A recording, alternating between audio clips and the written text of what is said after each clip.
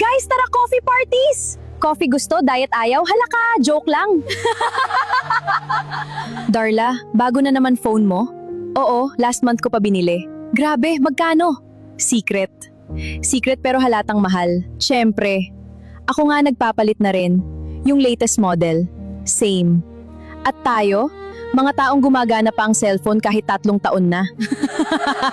Ang importante naman, gumagana.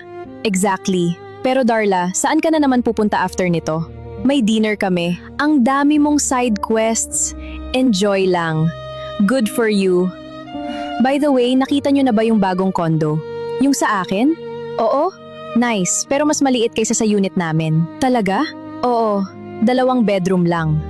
Sa amin naman, 3 bedroom, plus balcony. May parking? Of course. Grabe. Nagpapataasan na naman kayo.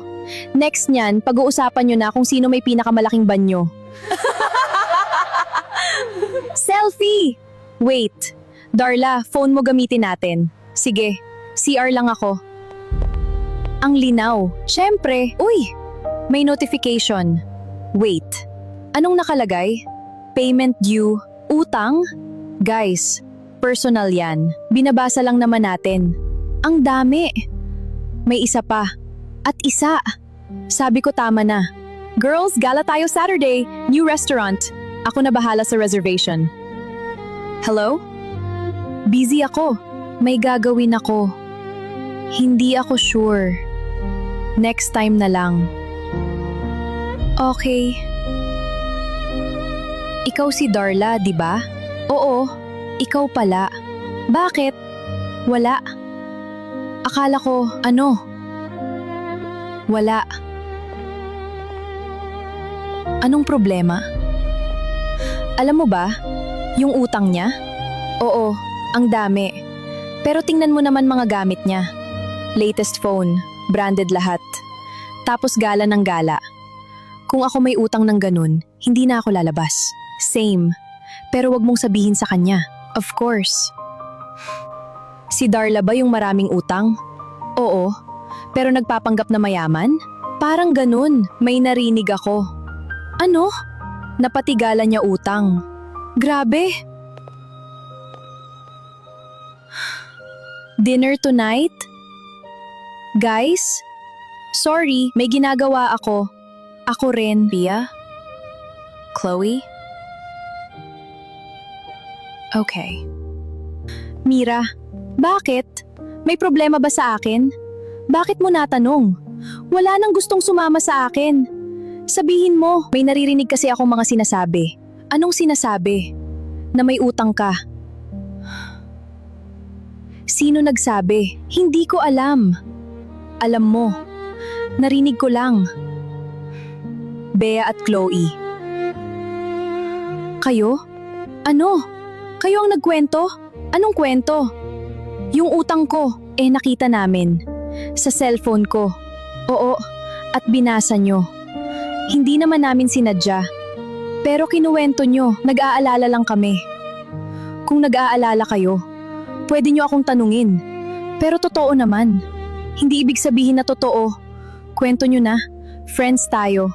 Exactly. Kaya dapat alam nyo kung kailan kayo tatahin. Darla, ano? Kung kailangan mo ng tulong, anong tulon? Pwede kaming tumulong.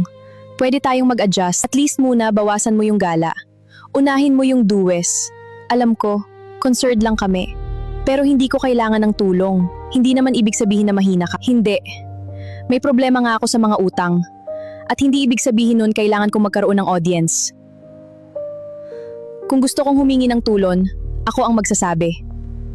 Pwede ba kitang samahan? Okay. Galit ka pa? Oo.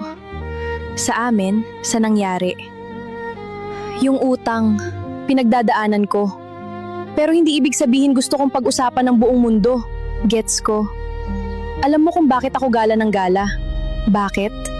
Para hindi ko isipin yung utang, yung pressure, yung bills, yung pakiramdam na kailangan kong magmukhang okay kahit hindi. Pero hindi ko hinihingi na intindihin nyo. Respect lang. Darla, sorry. Sorry din. Hindi namin dapat sinabi. At hindi namin dapat binasa. At kami naman, siguro masyado rin kaming nag-assume na kailangan mo agad ng tulong.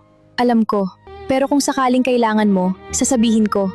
Pero pwede pa rin ba tayong gumala? Pwede. Pero budget meal. Budget meal. At walang pagpapayabangan. Fine. Grabe, mas mura dito at mas masarap. Finally, may sense ang gala natin. Alam nyo, may natutunan ako. May mga problema na kailangan ng tulong. May mga problema naman na kailangan lang ng privacy. At may mga sikreto na hindi atin para ikwento. Sorry talaga. Okay na. At yung utang? Inaayos ko naman. Mag-isa?